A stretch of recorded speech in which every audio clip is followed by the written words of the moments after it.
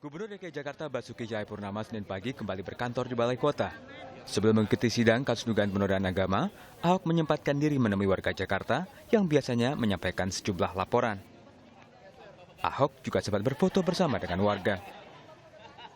Namun kembalinya Basuki Cahayapurnama menjabat sebagai Gubernur DKI Jakarta setelah berakhirnya cuti kampanye dipersoalkan karena status Ahok sebagai terdakwa.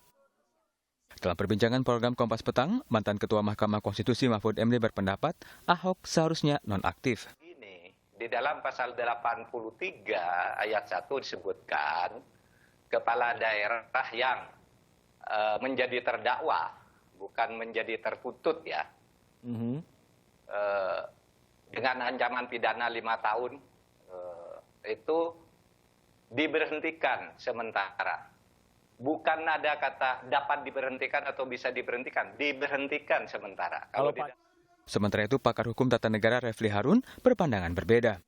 Kalau kita misalnya berbalik kepada Undang-Undang 32 2004 yang menjadi dasar sebelum adanya perubahan menjadi pasal 83 ayat 1 Undang-Undang 23 tahun 2014 ini, itu lebih limitatif, yaitu 4 saja sebenarnya. Di situ dikatakan yang bisa dinonaktifkan korupsi, kemudian terorisme, makar, dan kejahatan terhadap keamanan negara. Intinya adalah Pak Ahok.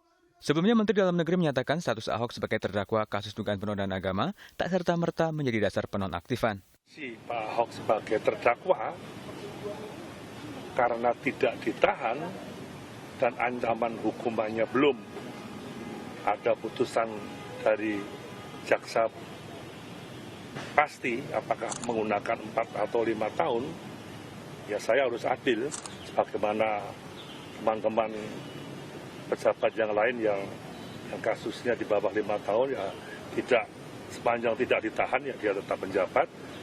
Kalau dia dituntut 5 tahun, kalaupun dia tidak menjabat ya dia diberhentikan sementara sampai putusan hukum tetap. Itu aja. Pro kontra yang muncul soal Ahok harus tetap aktif atau dinonaktifkan tak terlepas adanya perbedaan tafsir dari Undang-Undang Nomor 23 tentang Kepala Daerah.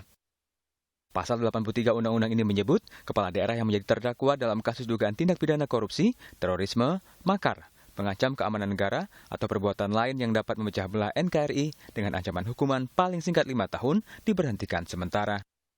Tim Liputan Kompas TV.